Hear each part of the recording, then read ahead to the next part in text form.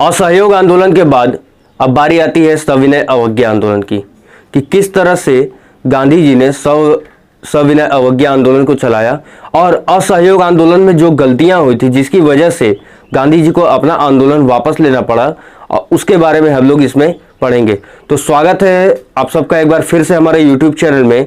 और इस बार हम लेके आए हैं सविनय अवज्ञा आंदोलन। वो दौर था 1930 का, ठीक है, जिसमें कि गांधी जी ने सविनय अवज्ञा आंदोलन चलाया। सविनय अवज्ञा आंदोलन यानी कि उनका कहना भी नहीं मानेंगे, लेकिन विनय के साथ ये कहेंगे कि हाँ, हम आपका कहना नहीं मानेंगे। साफ शब्दों में इसको हम स्पष्ट करते हैं कि सविनय अवज्ञा आंदोलन। अवज्ञा का मतलब होता है किसी भी बात को न मानना। तो गांधी जी ने इसको न चलाने की भी कुछ शर्तें रखी थी और चलाने के लिए भी शर्तें रखी थी। तो आइए जानते हैं इस वीडियो में। उससे पहले हम आपसे रिक्वेस्ट करेंगे कि आपने अगर हमारे चैनल को सब्सक्राइब नहीं किया तो प्लीज सब्सक्राइब करें, लाइक करें और प्लीज वीडियो को पूरा देखें। आइए वीडियो की ओर चलते हैं। 1930 का वर्ष आरंभ होते ही लाहौर के कांग्रेस अधिवेशन में प्रस्ताव पारित करके पूर्ण स्वराज की प्राप्ति का लक्ष्य निर्धारित किया गया तथा कांग्रेस अध्यक्ष पंडित जवाहरलाल नेहरू ने अध्यक्षीय भाषण में आह्वान किया। उन्होंने कहा कि विदेशी शासन से अपने देश को मुक्त करने के लिए अब हमें खुला विद्रोह करना है। इस विद्रोह के आह्वान के औचित्य को स्वतंत्रता दिवस 26 जनवरी 1930 को देश के गांवों और कस्बों में ली गई शपथ में इन शब्दों में सिद्ध किया गया। और क्या थे वो शब्द? तो किसी भी दूसरे देश की जनता की तरह भारतीय जनता का भी यह अहर्णीय अधिकार है कि वह स्वतंत्र हो तथा अपने स्वराज का फल भोगे। ब्रिटिश सरकार ने भारतीय जनता को न सिर्फ स्वतंत्रता से वंचित किया है, बल्कि इसकी नींव आम जनता के शोषण पर पड़ी है और इसने यहाँ की जनता को आर्थिक, राजनीतिक, सांस्कृतिक और आध्यात्मिक रूप से नष्ट कर दिया है। अब हम यह मानते हैं कि जिस विदेशी शासन ने चारों तरफ से हमारे देश का सत्यानाश किया, उसके शासन से आगे समर्पण करना मनुष्य और ईश्वर के प्रति अपराध है। हम अपने को सविनय अवज्ञा आंदोलन के लिए तैयार करेंगे। ठीक है, तो ये थी, देखिए ये इसकी क्या थी कि ये मुख्य रूप से ये शपथ था किसका? सविनय अवज्ञा आंदोलन का। तो पहले और सविनय अवज्ञा आंदोलन के बारे में बहुत ज़्यादा पढ़ने से पहले इसकी पृष्ठभूमि के बारे में जानते हैं। हमने बताया कि किसी भी टॉपिक को पढ़ने से पहले हमें उसकी पृष्ठभूमि के बारे में जानना होगा, उसके बैकग्राउंड के बारे में जानना होगा कि क्या था, वो क्या वजह थी जिसकी वजह से ये चलाया गया। तो 1930 में कांग्रेस के नेतृत्व द्वारा इस निर्णय पर पहुंचने की ब्रिटिश राज्य अभिशाप है तथा उसके अंत के लिए संघर्ष का रास्ता चुना जाए के पीछे वह ऐतिहासिक घटना चक्र कार्य कर रहा था जो 1922 से 30 के मध्य भारत में चला। इस घटना की मुख्य विशेषता यह थी कि एक ओर तो असहयोग आंदोलन की साफ दिखने वाली असफलता के बाद भी भारत की देशभक्त शक्तियां निराश न हुई, वह साम्राज्यवाद विरोध के झंडे को अपने अपने ढंग से उठाए रही। और घटना चक्र की दूसरी विशेषता यह थी कि इस दौर में भारतीय जनता के विभिन्न वर्गों तथा साम्राज्यवाद के मध्य अंतर विरोध और तीखा हुआ। सरकारी नीतियों का भारत विरोधी एवं शोषणकारी चरित्र अधिक उभर कर सामने आया। बढ़ता हुआ अंतर विरोध तथा देशभक्त शक्तियों की सक्रियता, इन दोनों ने मिलकर उस बेमिसाल जन आंदोलन के लिए जमीन तैयार कर दी थी जो 1930 में सामने आया। 1922 से 27 के काल में राष्ट्रवाद को जिंदा रखने में जिन तत्वों ने सक्रिय भूमिका का निर्वहन किया, उनमें से एक थे कांग्रेस के वह कार्यकर्ता जो गांधी जी के रचनात्मक कार्य को देश की जनता के व्यापक हिस्सों में ले गए। सीधे तौर पर यह कार्यकर्ता शासन के विरुद्ध कोई संघर्ष नहीं कर रहे थे, लेकिन अपने रचनात्मक कार्यक्रम द्वारा जन चेतना को बढ़ाकर तथा उसे गांधी जी व उनकी विचारधारा के पीछे लामबंद कर वह संघर्ष के लिए जमीन तैयार जरूर कर रहे थे। स्वराज दल की स्थापना मोतीलाल नेहरू व C.R. दास ने असहयोग आंदोलन की असफलता के उपरांत की थी। इसका उद्देश्य था विधानसभाओं में पहुंचकर अवरोध की नीति अपनाकर 1919 के संवैधानिक ढांचे को ध्वस्त करना। वो अपना उद्देश्य भले ही पूरा न कर सके हो, किंतु विधानसभा के अंदर भारत के राजनीतिक संघर्ष को ले जाकर उन्होंने न केवल भारतीय प्रश्न को जीवित रखा, बल्कि बिपिन चंद्र के शब्दों में सरकार को एक पैर पर खड़ा रखा। इस दौर में राजस्थान, आंध्र प्रदेश, केरल व आधुनिक उत्तर प्रदेश में कई अंचलों के में सामंती और साम्राज्यवादी उत्पीड़न के विरुद्ध किसानों के शानदार संघर्ष हुए।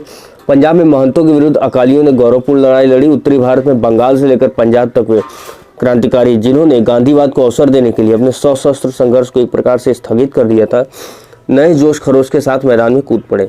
1927 के उत्तरार्ध से साम्राज्यवाद विरोधी संघर्ष में और अधिक तेजी आई। इस भावना को उफान बिंदु पर पहुंचाने का श्रेय भी साम्राज्यवाद को ही है।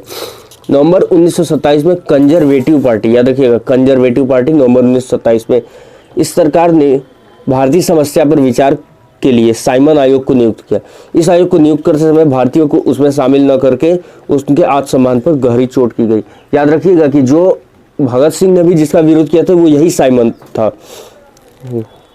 जिसके लिए कि लाला लाजपत राय की लाठी डंडे से पीट पीट कर हत्या कर दी गई थी। ठीक है, तो इसी बारे में जानते हैं कि ये जो भारतीयों को उसमें सम्मान शामिल न करके उनके सम्मान आत्मसम्मान पर गहरी चोट की गई, और यह चोट इतनी तीखी थी कि सामान्यतः सरकार परस्त के रूप में प्रसिद्ध लिबरल फेडरेशन से लेकर मुस्लिम लीग के प्रमुख धड़े तक सभी ने कमीशन के बहिष्कार का आह्वान किया।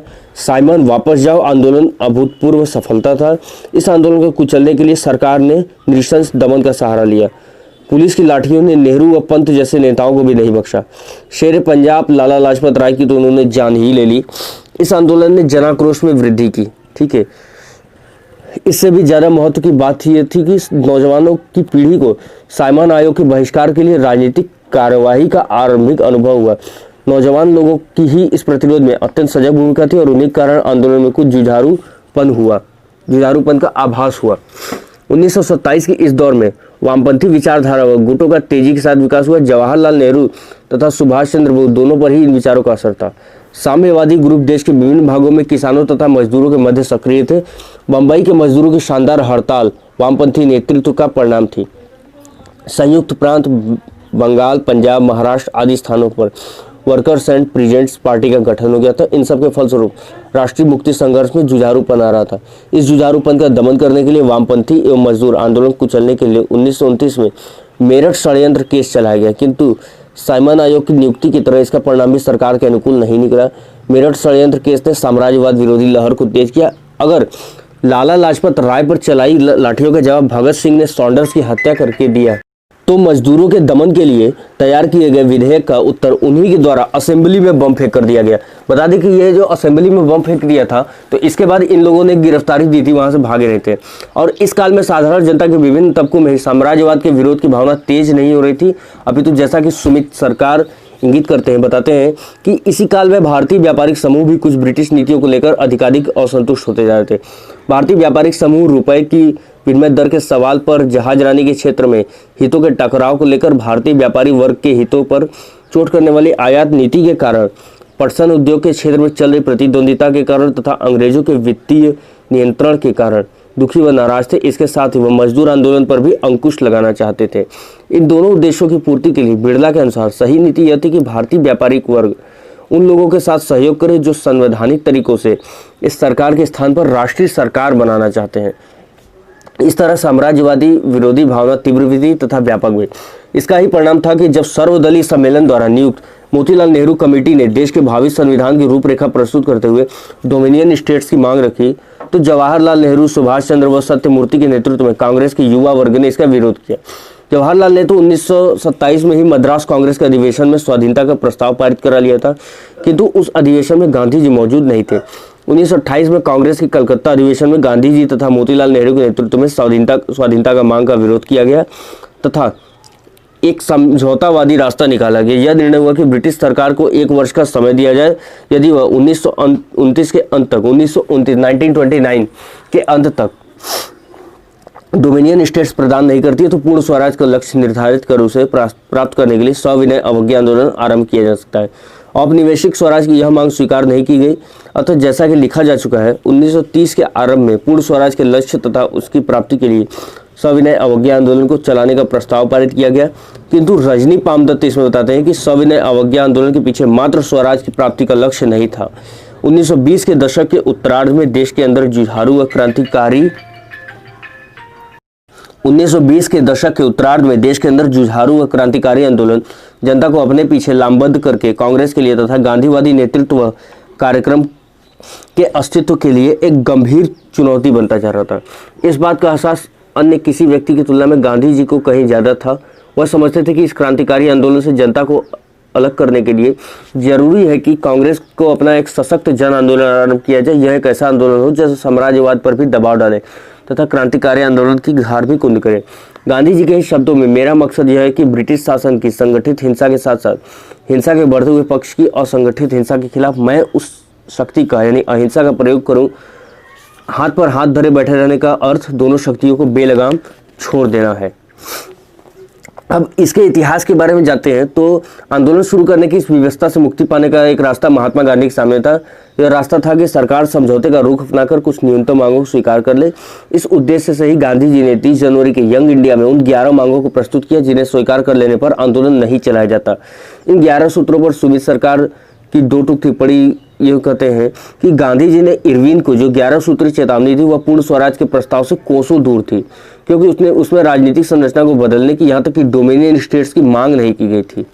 इसके निहितार्थ को स्पष्ट करते हुए रजनी पामदत्त ने लिखा कि संघर्ष की पूर्व बेला में इन 11 शर्तों को प्रकाशित करके साम्राज्यवादियों के सामने यह स्पष्ट कर दिया गया कि स्वाधीनता की मांग केवल मोल भाव के लिए है। सरकार के द्वारा इन मांगों को ठुकरा दिया गया और इस तरह कांग्रेस संघर्ष के रास्ते पर चलने के लिए मजबूर हो गई। फरवरी 1930 को साबरमती आश्रम में हुए कांग्रेस कार्यकारिणी की बैठक ने गांधी को अधिकार दिया कि वह अपनी इच्छा अनुसार जब और जैसे चाहे आंदोलन को आरंभ कर सकते हैं। गांधी जी ने 27 फरवरी को स्पष्ट कर दिया कि मैं चाहता हूं कि यह आंदोलन मैं आश्रम वासियों और उन लोगों के जरिए शुरू करूं जिन्होंने आश्रम का अनुशासन स्वीकार कर लिया है और कार्य पद्धति मान ली है। गांधी जी ने निश्चित किया कि वह नमक कानून को तोड़कर सविनय अवज्ञा आंदोलन का आरंभ करेंगे और इस उद्देश्य से उन्होंने साबरमती आश्रम से दांडी तक की यात्रा अपने 78 साथियों के साथ की।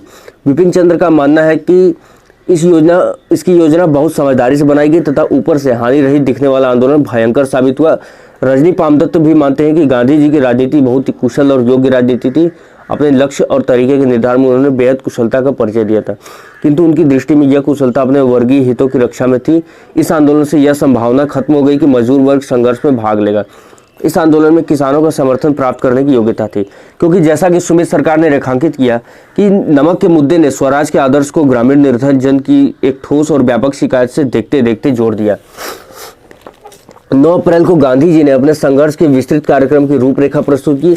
इस कार्यक्रम की मुख्य बातें थी गैर कानूनी नमक तैयार करना, शराब, अफीम और विदेशी कपड़ों की दुकानों या ठेकों पर धरना देना, विदेशी कपड़ों की होली जलाना, छुआछूत व सांप्रदायिकता का अंत, सरकारी स्कूल व कॉलेजों का बहिष्कार तथा सरकारी नौकरियों से इस्तीफा। इस कार्यक्रम को लागू करते समय शर्त यह थी कि स्वराज पाने की सत्य और अहिंसा की हमारी प्रतिज्ञा का ईमानदारी से पालन किया जाना चाहिए। गांधी जी को दृढ़ विश्वास था कि यदि ऐसा किया गया तब हम देखेंगे कि पूर्ण स्वराज हमारे दरवाजे पर खड़ा दस्तक दे रहा है। 6 अप्रैल 1930 को गांधी जी 6 अप्रैल 1930 को गांधी जी द्वारा नमक कानून का उल्लंघन करने से आरंभ हुआ सविनय अवज्ञा आंदोलन अपने पहले और मुख्य चरण में 5 मार्च 1931 तक चला। इस दौर में विपिन चंद्र की दृष्टि में आम जनता की भाग